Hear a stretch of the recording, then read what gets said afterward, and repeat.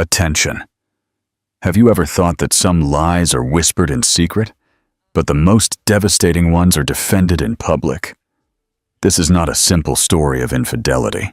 It is a saga about the weaponization of trust and the blinding arrogance of a man who had everything. Are you ready for a twist that will leave you breathless? Keep reading. Arthur Sullivan was a titan of New York industry, a billionaire who believed he could control every narrative, including that of the woman he led by the arm, who was not his wife. To the world, he dismissed the gossips as malicious, defending his mistress's honor. What he never anticipated was that his pregnant wife, Sophie, wasn't just listening. She was collecting evidence. This is the story of how a scorned woman not only got revenge, she orchestrated a fall so spectacular, so public, it brought an entire empire to its knees. The Sullivan estate in Southampton, the Hamptons, was less a home and more a monument to calculated success. Impeccable, computer-generated-looking gardens stretched to the calm waters of the bay. Inside the house, a symphony of minimalist luxury. Floor-to-ceiling windows, immaculate white walls adorned with towering modern art, and furniture so exquisitely uncomfortable it could only be expensive. It was a house designed to be photographed for magazines, not to be lived in. And lately, Sophie Sullivan felt more like part of the decor than a resident. At 7 months pregnant, she felt a profound disconnect from the sterile perfection surrounding her. Her body was a landscape of change, swelling, moving, and beautifully unpredictable, in a home where every coaster and cushion had its designated, immutable place. Her husband, Arthur Sullivan, was the architect of this world. A tech magnate who had worked his way from a middle-class family in rural Ohio to the pinnacle of New York's financial world.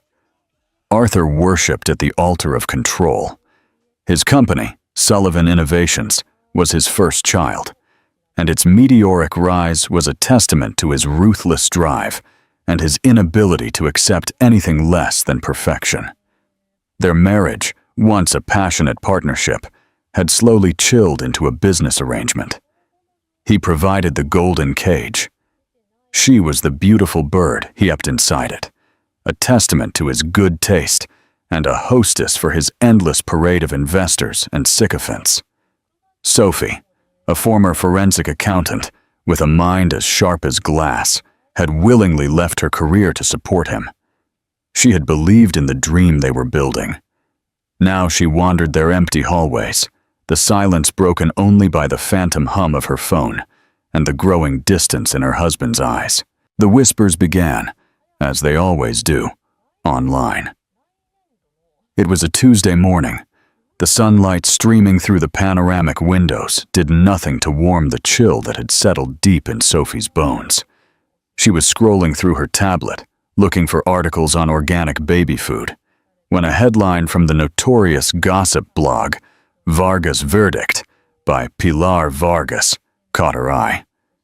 Tech titan Arthur Sullivan's new asset. Sources say Sullivan Innovations CEO has been spotted cozying up to a mysterious brunette across NYC. Trouble in Southampton paradise for his pregnant wife? The accompanying photo was blurry, taken from a distance. It showed the back of Arthur's head, his distinctive dark, silver-streaked hair, unmistakable. He was leaning close to a woman in a dimly lit bar, his hand resting possessively on her lower back. The woman was facing away, but her silhouette was slender, sleek, draped in a silk dress that shimmered even in the low light. Sophie's heart did not break. It paralyzed. It was the cold, hard confirmation of a fear she had refused to name for months. The nights he had called board meetings, the sudden business trips to Chicago, the scent of a perfume that wasn't hers, clinging faintly to his jackets. When Arthur came home that afternoon, he was the picture of the doting husband, a performance he had perfected. He kissed her cheek, his lips cool and brief, before placing a hand on her swollen belly. "How are my two favorite people doing?" he asked in his low, rehearsed murmur. Sophie held up the tablet. She did not speak. She just watched his face. For a split second, a flicker of something, annoyance, fear, crossed his features before the mask of charming nonchalance snapped back into place. He snorted, a theatrical sound. "Oh, for God's sake, Sophie. Pilar Vargas, that woman is a vulture. She makes a living inventing scandals. You can't be taking this seriously." "Your hand is on her back, Arthur," Sophie said, her voice eerily steady. "You're in a bar, not a boardroom." "That's Martina Shaw," he said, waving a dismissive hand, as if the name should mean nothing and everything all at once. "She's an art consultant, a potential client for a new philanthropic technology venture I'm exploring. The photo is completely out of context. We were at a crowded gallery event, and I was merely guiding her through the throng. Vargas's photographer must have waited for the perfect moment to create a fiction. Martina Shaw. The name sounded like a novel character, all silk and smoke. Sophie had heard him mention her once or twice, a fleeting reference to an incredibly well-connected new contact in the art world. "You never told me you were courting new clients for a philanthropic venture," Sophie said, her gaze unwavering. "It's in the early stages. Didn't want to bore you with the details until it was more concrete." He gently deflected. "Sophie, listen to me. You're pregnant. You're emotional. It's understandable, but letting this kind of trash affect you is beneath you. It's beneath us. I'm building an empire for this family, for our son. Do you really think I would jeopardize that for a meaningless fling?" His words were a masterclass in manipulation. He had acknowledged her pregnancy, framed her valid concern as hormonal instability, and redirected her attention to his grand purpose. All in one breath. The old Sophie might have folded. She might have apologized for her lack of faith. But the woman sitting before him now was different. The vision, the life growing inside her, had ignited a primal protective instinct that was more powerful than any lie he could conjure. "I see," she said, her voice betraying no emotion. She closed the tablet and placed it on the marble coffee table. "Well, I'm glad you cleared that up." Arthur smiled, a triumphant, predatory gleam in his eyes. He believed he had won. He leaned in to kiss her again, but she shifted slightly, and his lips met the air just beside her temple. He didn't seem to notice, or perhaps chose not to. "Good," he said, adjusting his tie. "Now forget about it. David Hayes is coming over for dinner to discuss Q3 projections. I need you to be the brilliant, charming hostess you always are." As he left the room, leaving her alone in the cavernous, sunlit space, Sophie felt a cold resolve settle over her. He had not only lied, he had insulted her intelligence. He saw her as a fragile, emotional burden, not a partner. He had mentioned Martina Shaw's name so casually, so dismissively, that it could only mean one thing. She was important, and if Arthur was protecting her so fiercely, it was because there was something dangerous to protect. Sophie picked up her phone, her fingers moving with a purpose they hadn't held in years. She didn't navigate to a gossip site or a friend's social media page. She opened a secure browser and typed a series of keywords, her old forensic accounting instincts flooding back to life. Martina Shaw, art consultant. NYC. The game had changed. Arthur believed he was managing a small marital crisis with his pregnant wife. He had no idea he had just declared war on the one person who knew exactly how to dismantle the pristine, perfect world he had built. One verifiable fact at a time. The snake had been named, and Sophie was now ready to follow its trail, no matter how deep into the darkness it led. The golden cage was about to become a battlefield. A golden cage about to become a battlefield. Do you think Sophie is going too far? Or is this exactly what Arthur deserves? Leave your opinion in the comments. The Guildhall, the public defense, the annual patrons of the Arts Gala at the Metropolitan Museum of Art, was the glittering highlight of the New York social calendar. A night where old money and new tech collided in a blinding flash of diamonds. For Arthur and Sophie Sullivan, it was a command performance. This year, Sullivan Innovations was the lead sponsor, and a massive banner with the company's sleek, minimalist logo was draped behind the stage in the Great Hall. Sophie felt like she was suiting up for combat. She chose her gown with strategic precision, a flowing silk dress in a deep emerald color that didn't conceal her pregnancy, but celebrated it, draping her figure in a way that was both regal and defiant. Her hair was swept into an elegant chignon, and the famous Sullivan diamonds, a wedding gift from Arthur, felt cold and heavy around her neck. Looking in the mirror, she didn't see a victim. She saw a queen surveying her realm, even though she knew a usurper was already inside the castle walls. Arthur buzzed with a near-manic energy, his charm turned up to maximum. "You look stunning, Sophie," he murmured, his hand finding her lower back as they exited the black car and stepped into a maelstrom of camera flashes. Absolutely radiant. They won't be able to talk about anything else. Sophie knew he was right, but not for the reasons he thought. His praise was a tool, a way to ensure she played her part. Tonight, her role was that of the adored pregnant wife, a living, breathing symbol of his stability and good fortune. The hall was a sea of tuxedos and couture gowns. The air hummed with forced laughter and the clinking of champagne flutes.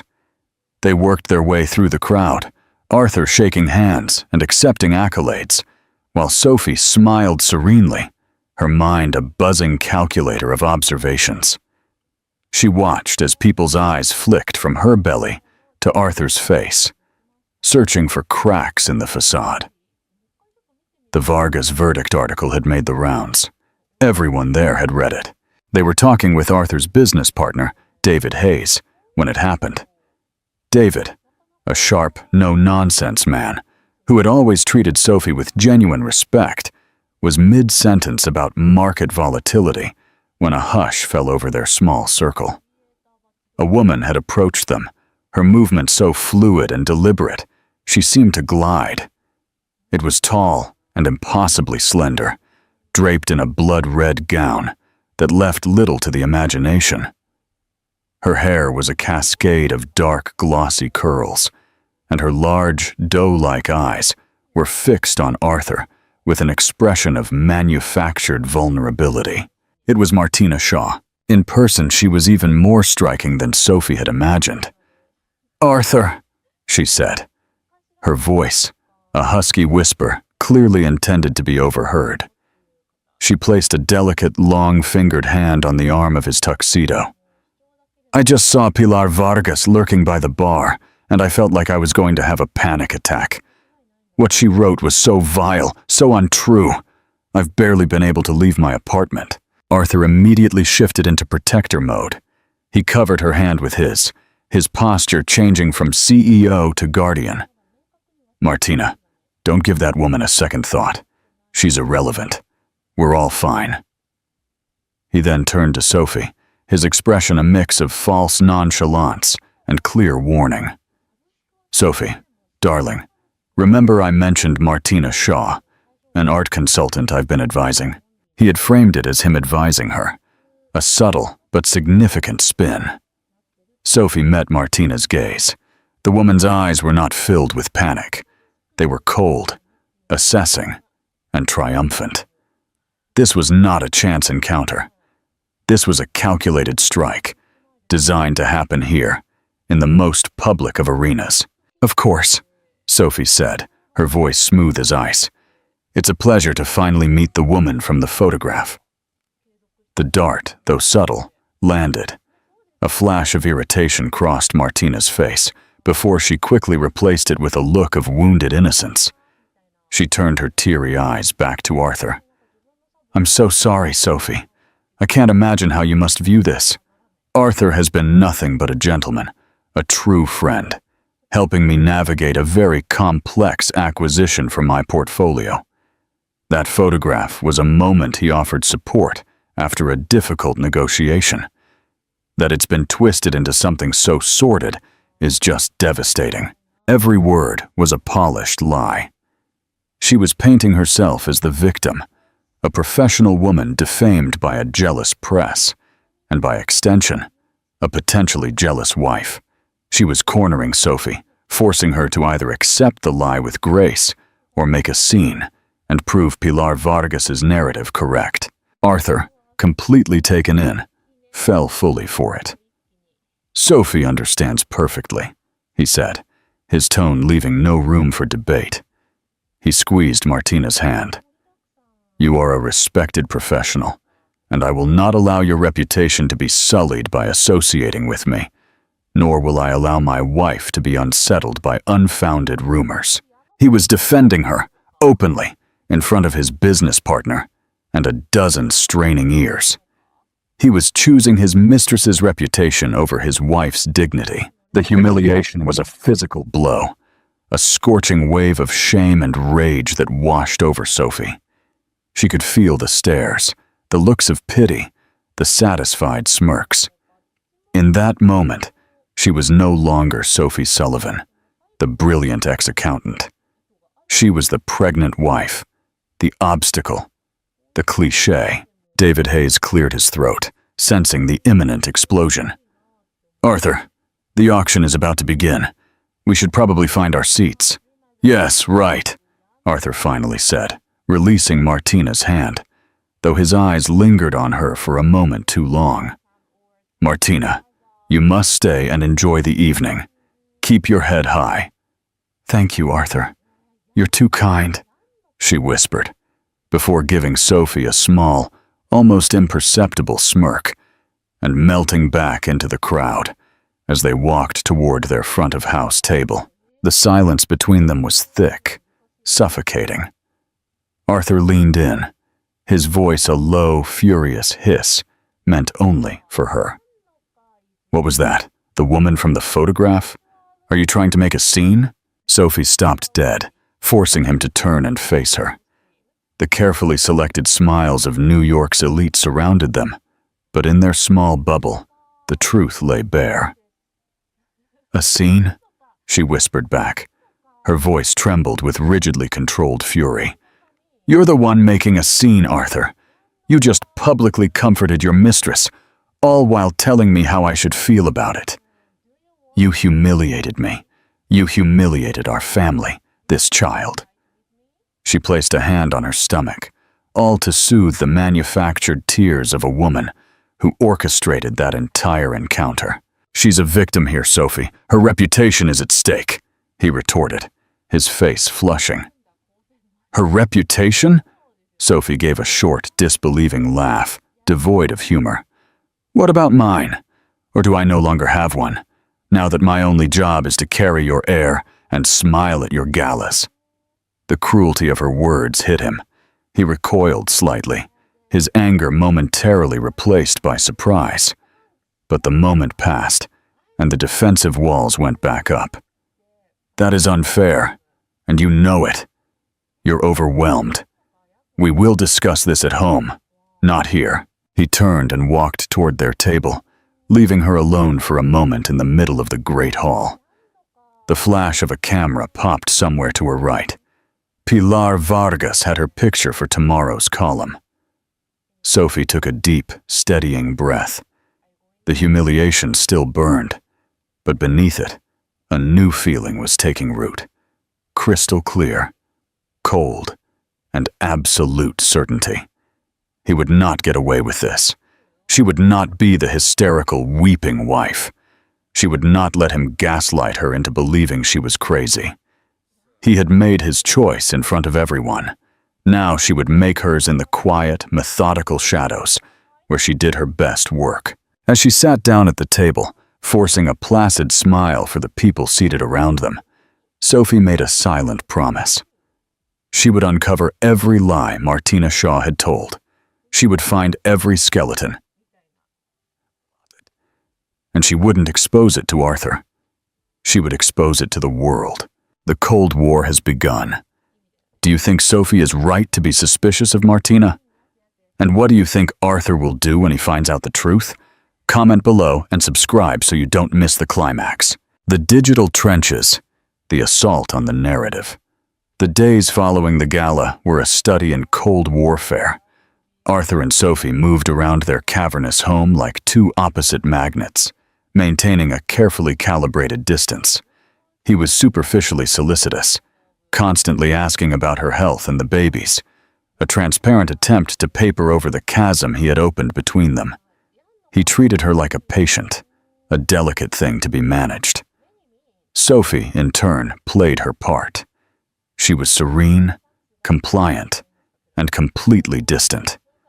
She knew that any display of anger or suspicion would be dismissed as hormonal hysteria, a weapon he would use to invalidate her. Her calm was her camouflage. Her real life began after midnight. Once Arthur's steady breathing filled the master suite, Sophie slipped out of bed and headed to the unused home office at the far end of the house. It was the one room Arthur never entered, a space filled with her old textbooks, files from her former career, and a high-end computer she had insisted on having when they moved in. He had called it a whim then. It was now her arsenal. The skills she had honed as a forensic accountant, tracking money, finding patterns in chaos, understanding that the digital world always leaves a ghost, came rushing back. She didn't start by looking for proof of the affair. An affair was a private pain. To defeat Martina and shock Arthur out of his delusion, she needed to attack the woman's entire public persona. She needed to prove she was a fraud, not just a homewrecker. Her first target was Martina Shaw, art consultant. The name itself sounded like a stage name. Sophie began by running corporate searches. There was no registered business under that name in New York, Boston, or any other likely state. No LLC, no Inc. Strange for a respected professional dealing in high-value acquisitions. Next, she searched for a digital footprint. Martina had a carefully curated Instagram account, filled with photos of herself at gallery openings, art auctions, and exclusive parties. Every post was a masterpiece of social climbing, tagging famous artists and wealthy patrons. But it was all surface, no substance. There was no professional website, no LinkedIn profile detailing her expertise, no published articles or interviews on her supposed expertise. Sophie called her best friend, Amelia Reed, a quick-witted obstetrician who had been her rock during the pregnancy. "It's like she didn't exist before 2022, Sophie said, her voice low as she paced the office, the screen glowing in the darkness. Her entire online presence springs fully formed 3 years ago. Before that, nothing." "People reinvent themselves all the time, Soph," Amelia said cautiously. "Maybe she changed her name, married and divorced." "I thought that," Sophie replied, clicking on a new set of search results. "But there are no marriage or divorce records under that name. It's cleaner than a new identity in a witness protection program. It's artificial." The first thread appeared a few nights later. Sophie had set up alerts for Martina's name on social media. A post from a tiny independent gallery in downtown Brooklyn tagged her in a group photo from an opening 2 years prior. In the comments, an old acquaintance had written, "Great to see you, Sarah. You look gorgeous." Sarah. It was a small thing, a digital breadcrumb. But for Sophie, it was a seismic event. She cross-referenced the commenter's profile, finding more photos of them with Martina, or Sarah, dating back 5 or 6 years. In these old photos, the woman looked different. Her hair was lighter, her clothes less expensive, her ambition less cloaked in a veneer of class. The name in the old comments was Sarah Jenkins. A search for Sarah Jenkins in NYC turned up a few minor records, a couple of parking tickets, a rental application for a small apartment in Queens. But a nationwide search for Sarah Jenny Jenkins, cross-referenced with public records databases, Sophie paid a steep subscription fee to access, cracked open a Pandora's box. Sarah Jenny Jenkins was from a dusty town in Central Florida. Her father was a mechanic, her mother a seamstress. There was no old money, no European finishing school, no inherited art collection. There was, however, a string of petty claims, court judgments in Orlando for unpaid rent and credit card debts. And then Sophie found the first big one, a lawsuit filed in Miami 8 years ago. The plaintiff was a retired film producer in his 60s. The defendant was Sarah Jenkins. The charge? Fraud. According to court documents, Sarah had presented herself as an aspiring actress and interior designer, convincing the producer to invest over $100,000 into a non-existent interior design business. She had vanished the day after the last bank transfer cleared. The case was eventually dismissed when she could not be located to be served. Sophie gasped. It was a pattern, a modus operandi. Find a rich, older, perhaps lonely man. Create a persona that appealed to his ego. Isolate him. Drain his resources and vanish. With Arthur, she had clearly refined her methods, aiming not just for a payout, but a complete hostile takeover of a man's life. The art consultant persona was her most ambitious creation yet. She began connecting the dots, her fingers flying across the keyboard. She tracked Sarah Jenkins's movement from Florida to Miami, and then to LA. In LA, she found another ghost, a woman named Serafina Petrov, a supposed Russian heiress who had wormed her way into the yachting community before disappearing amidst rumors of a bad real estate deal gone wrong. The timeline matched, the description matched, the method matched. It was all there, a trail of discarded identities and financial wreckage. Martina Shaw was not a person. She was a meticulously constructed brand, a special purpose vehicle for fraud. The weight of it all pressed down on Sophie. This was so much bigger than an affair. Arthur wasn't just cheating. He was being conned. His arrogance, his belief that he was the smartest man in any room, had made him the perfect target. He was so certain of his own judgment that he couldn't see the predator right in front of him, the one whispering in his ear how brilliant and misunderstood he was. Amelia's voice pulled her back to the present. "Soph, you've been quiet a while. Did you find anything?" Sophie leaned back in her chair, the first streaks of dawn beginning to slash the sky. She felt exhausted, but also electrified. The humiliation of the gala felt distant, replaced by a cold, hard purpose. "I found everything, Amelia," she said, her voice a low, dangerous whisper.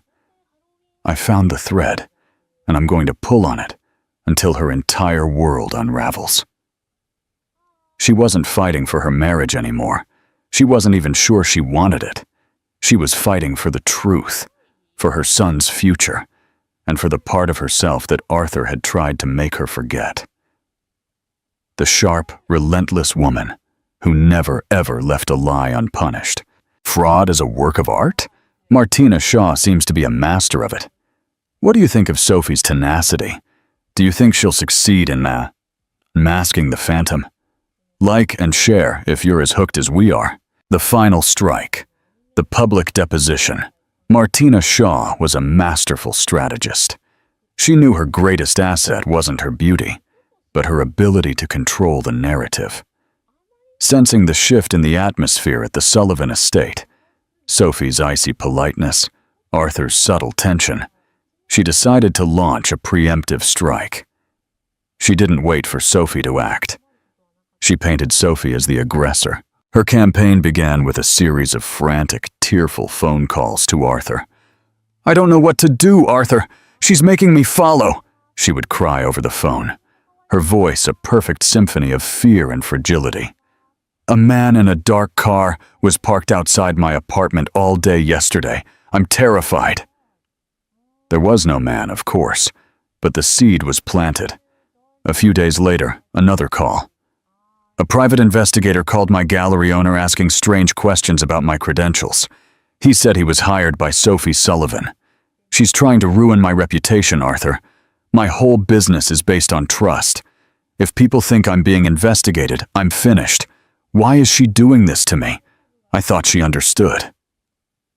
Every lie was a carefully aimed dart, designed to trigger Arthur's deepest insecurities and his most potent instincts. His desire to be a protector, his disdain for what he viewed as petty domestic drama, and his growing impatience with Sophie's emotionalism.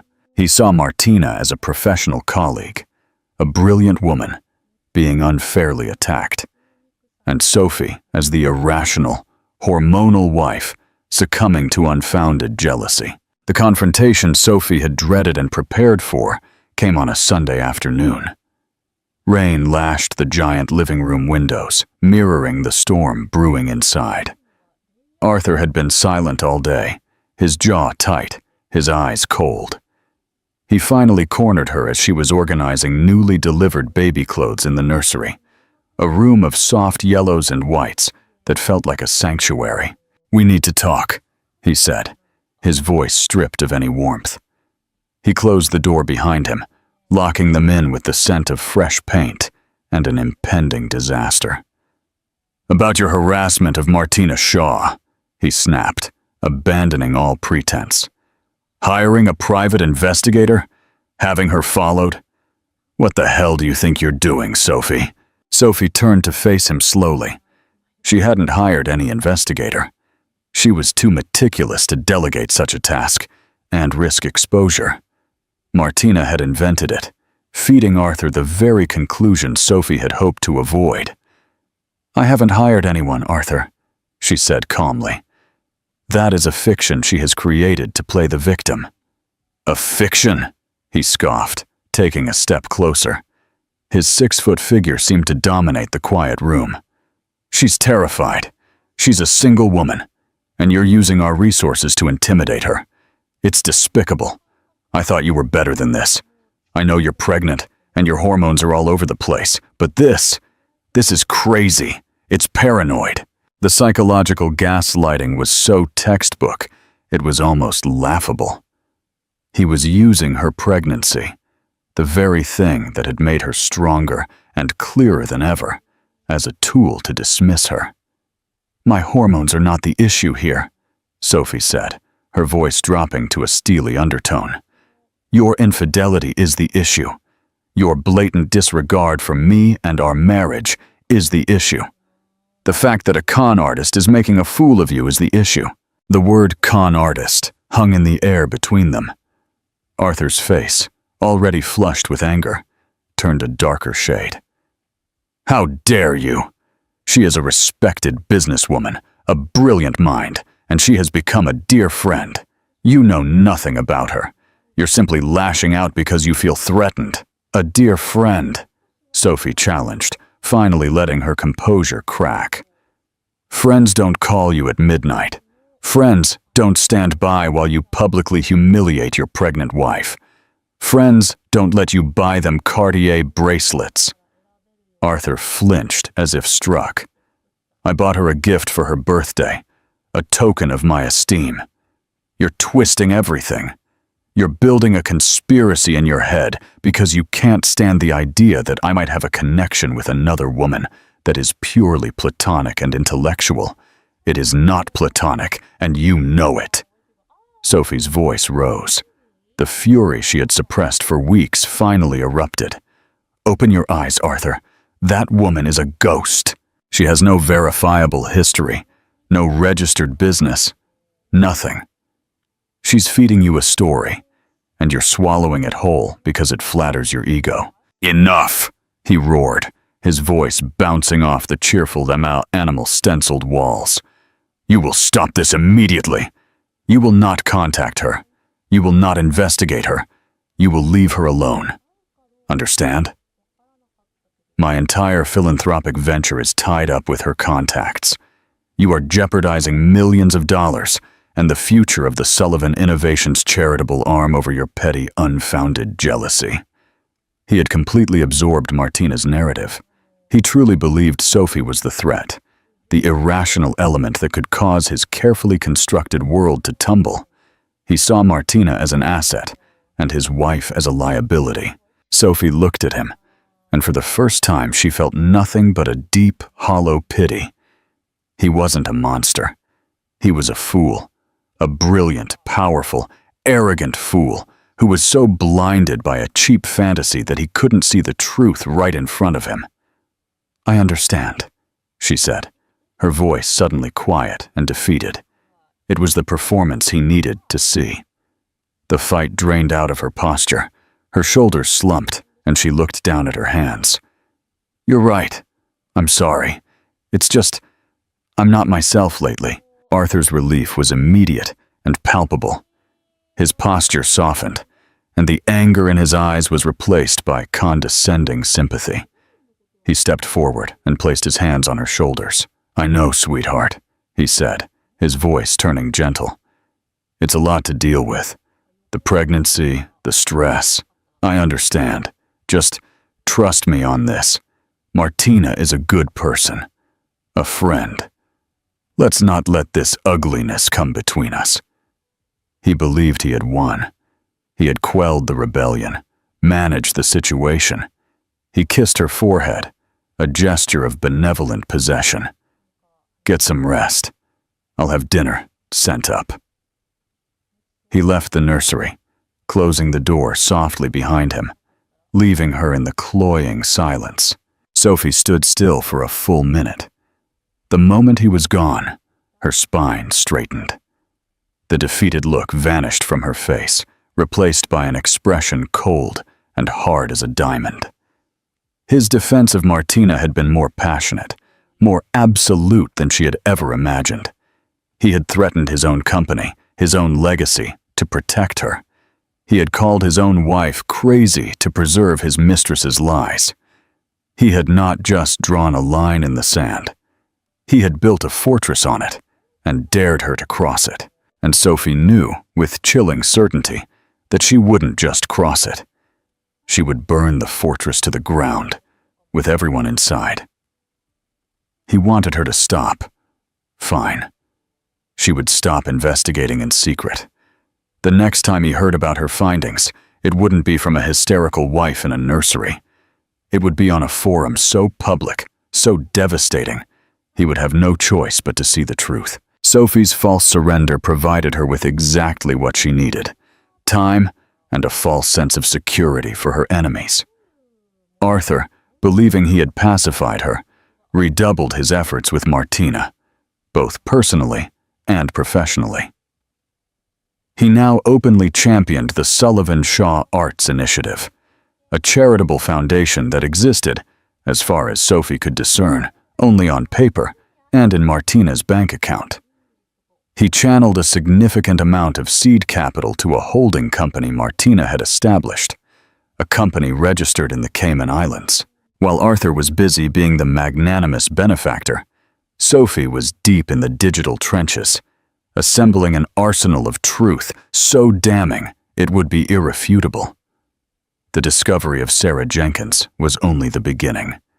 Sophie needed to connect that past to Martina Shaw's present, in a way that no one, not even a love-blinded Arthur, could deny. Her breakthrough came from an unexpected source: social media vanity. On Martina's carefully curated Instagram, amidst photos of Christie's auctions and ski trips to Aspen, was a photo of her with her beloved Russian wolfhound, Boris. It was a beautiful dog, and the post was filled with fawning comments. Following a hunch, Sophie hired a public records and genealogy specialist in Florida, giving her the name Sarah Jenkins and a simple instruction: find any record of pet ownership. 2 days later, she received an email. Sarah Jenkins had owned a registered Russian wolfhound for 7 years. His name was Bear. He was microchipped. The specialist provided the chip number. Sophie then contacted a network of high-end vets in NYC under the guise of an executive assistant, seeking the best care for her boss's new dog. Posing as Martina Shaw's assistant, she called a clinic in Manhattan's Upper East Side. "Yes, Ms. Shaw is a new client," she said coolly into the phone. "She'd like to transfer her dog Boris's file. She's not sure if you have the microchip number on file, but I have it here if it helps." She read the microchip number belonging to Sarah Jenkins. The receptionist paused for a moment. "Oh yes, I see it. The chip is registered under a Sarah Jenkins. Is that Ms. Shaw's previous name?" "It is," Sophie lied softly. "From a previous marriage." Checkmate. She now had a concrete, physical link between the two identities, provided by Martina herself. A detail so small, so sentimental, the master manipulator had overlooked it. With this link established, Sophie worked backward, filling in the gaps of Martina's fraudulent life. She discovered the web of lies was more intricate than she could have imagined. Martina had not only faked her name and background, she had fabricated an entire academic and professional history. The Sorbonne degree, listed on a charity event bio. The university had no record of her. The Louvre internship. A total fiction. The art consulting angle was the most brilliant part of the scam. It provided the perfect cover. The art world was notoriously opaque, a place where multi-million-dollar deals could be brokered with a handshake and where provenance and reputation were everything. By creating an alter ego of old-world class and deep knowledge, she could operate without the typical scrutiny of a financial professional. Sophie's accounting skills went into overdrive. She began investigating the Cayman Islands Investment Fund, where Arthur had funneled the seed capital. It was a classic shell company. Designed for one purpose, to make money disappear. But Martina had made a mistake. To open the account, she had needed a signatory, a director, on paper, and for that, she had used a former associate.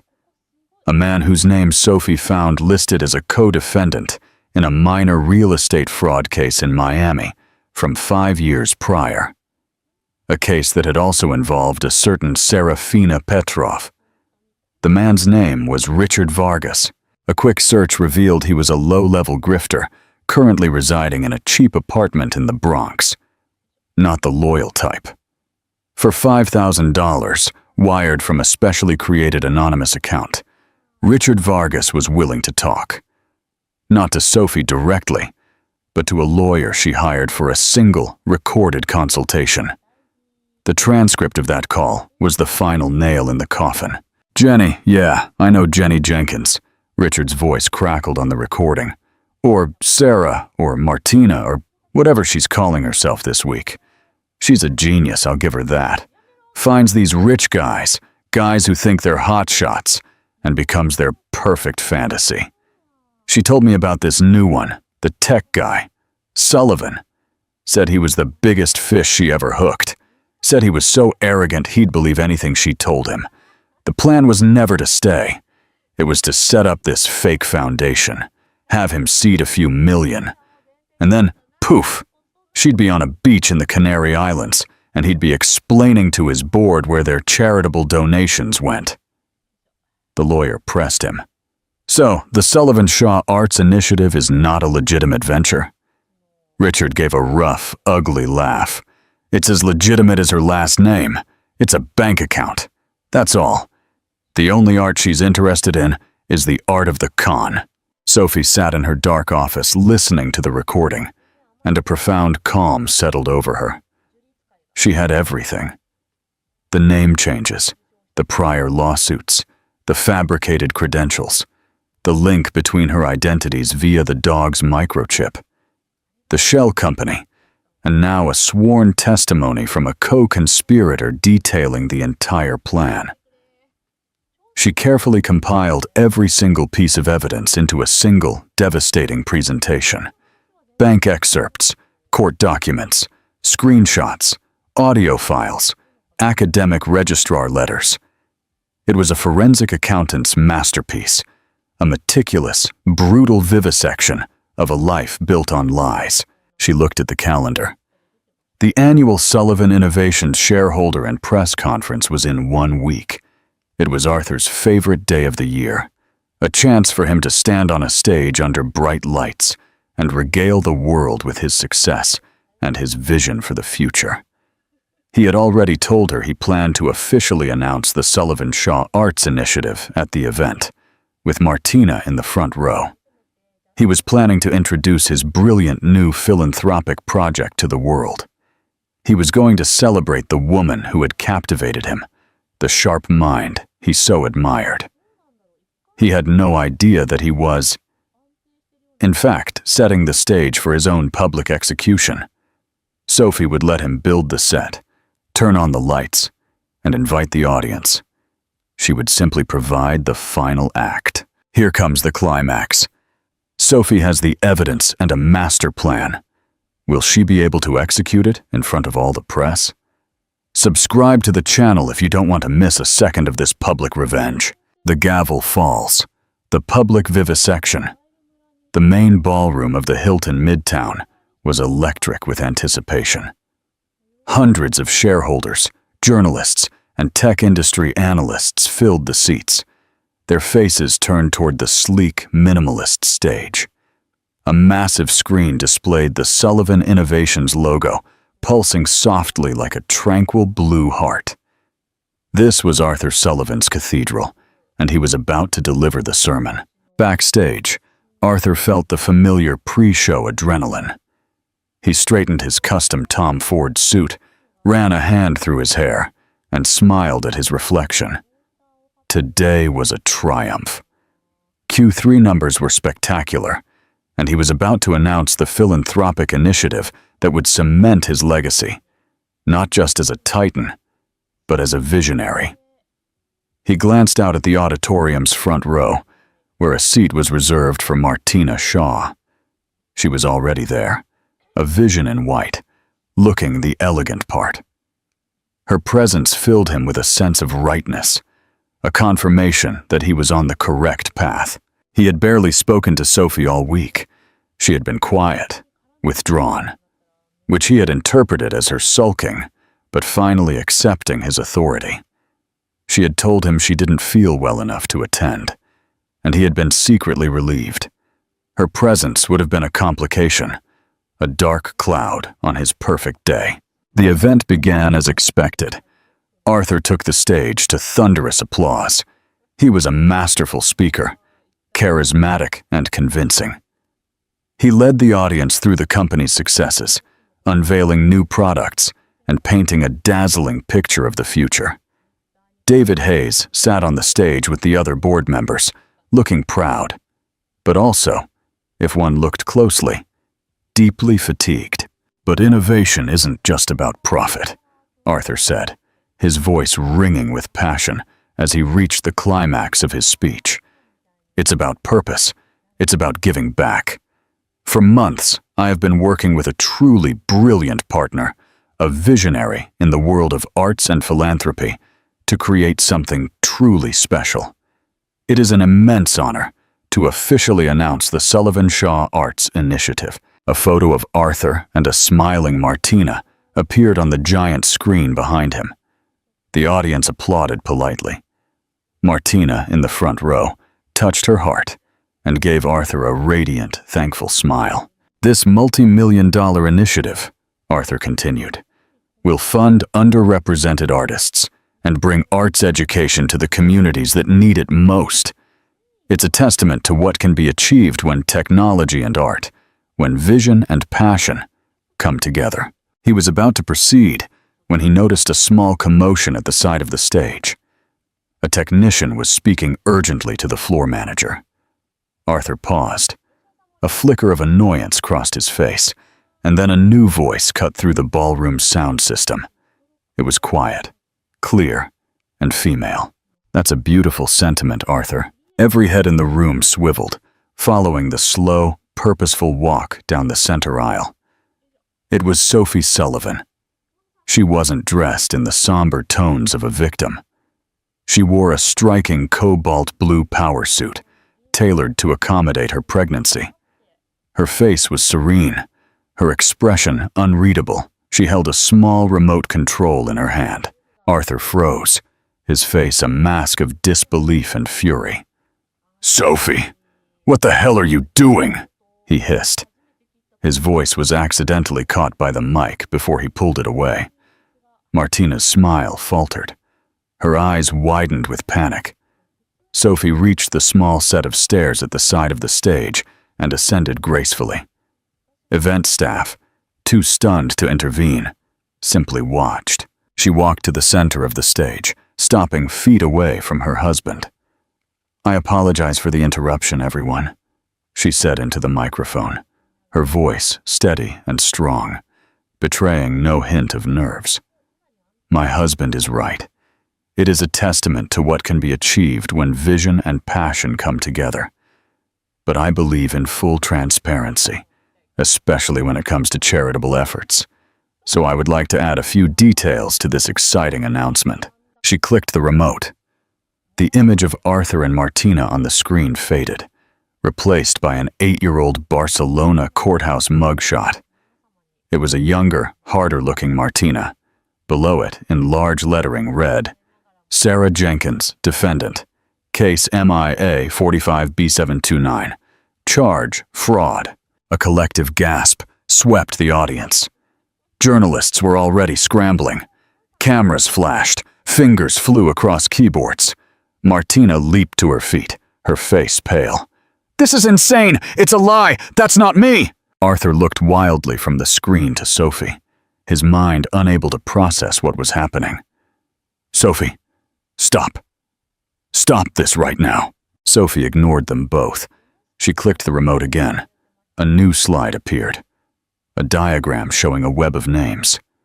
Sarah Jenkins, Serafina Petrov, Martina Shaw. All connected to a string of lawsuits and fraud allegations across 3 different states. "Martina Shaw is an invention," Sophie announced, her voice ringing with authority. "A persona created by a woman named Sarah Jenkins, a career con artist who preys on wealthy, powerful men." Click. The next slide showed the Cayman Islands incorporation documents. The Sullivan Shaw Arts Initiative is not a foundation. It is a bank account in the Cayman Islands, designed to launder the seed capital my husband has so generously provided. Arthur looked frantically from the screen to Martina, who was now trembling, her mask of sophistication shattering. "Martina, what is this?" he stammered. The final click was the most damning. Sophie's voice was replaced by a rough audio recording that boomed out of the hall's speakers. It was Richard Vargas. Said he was the biggest fish she ever hooked. Said he was so arrogant he'd believe anything she told him. The plan was to have him seed a few million. And then, poof. The sound of Richard's ugly, rough laugh filled the stunned silence. That was the breaking point. Martina let out a strangled cry and bolted for the exit. But 2 uniformed police officers, whom Sophie had arranged to wait discreetly in the back of the room, stepped forward to intercept her. Her escape was cut off. On stage, Arthur finally understood. The full catastrophic weight of his foolishness crashed down on him. The affair, the lies he had believed, the public defense of a criminal, the gaslighting of his own wife. It all converged in one moment of pure, agonizing humiliation. He looked at Sophie, the calm, resolute woman standing across from him, and saw not his wife. He saw a stranger, a force of nature who had just publicly and systematically dismantled his entire world. The company's stock ticker, visible on a news screen at the side of the hall, already showed a terrifying, precipitous drop. Sophie turned away from the wreckage of her husband's face and addressed the audience one last time. "Sullivan Innovations is a company built on integrity," she said. Her voice softened slightly. "I have no doubt it will recover, But integrity requires truth, and today I felt it was my duty as a member of the Sullivan family to provide it. She placed the remote control on the lectern, gave one last brief nod to the stunned board members, and walked off the stage. She did not look at Arthur. She did not look at the chaos erupting in the hall as Martina was escorted away. She walked with her head held high through the sea of shocked faces and out the doors, into the clear, bright light of a future she had reclaimed for herself. The aftermath, the destruction and the legacy, the fallout was immediate and spectacular. The Sullivan case, as the media dubbed it, became a supernova of scandal. Sullivan Innovation stock plummeted by 40% overnight, and the board forced Arthur Sullivan to take an indefinite leave of absence. His image as a brilliant titan was shattered, replaced by the caricature of a fool and by a fraud artist. Martina Shaw, or Sarah Jenkins, faced a litany of federal charges. With Sophie's meticulous evidence, the case was airtight, and her glamorous life evaporated into the prospect of a long prison sentence. She was a footnote, the catalyst for the main story. The world's focus was on Sophie. She was hailed as a feminist icon. She was offered book deals and television interviews, but she refused them all. She hadn't done it for fame or for the #TeamSophie hashtags that trended for weeks. She had done it for her own peace, for her son's future, and for the simple, brutal need for truth. She filed for divorce the day after the conference. Arthur, a broken man, did not contest it.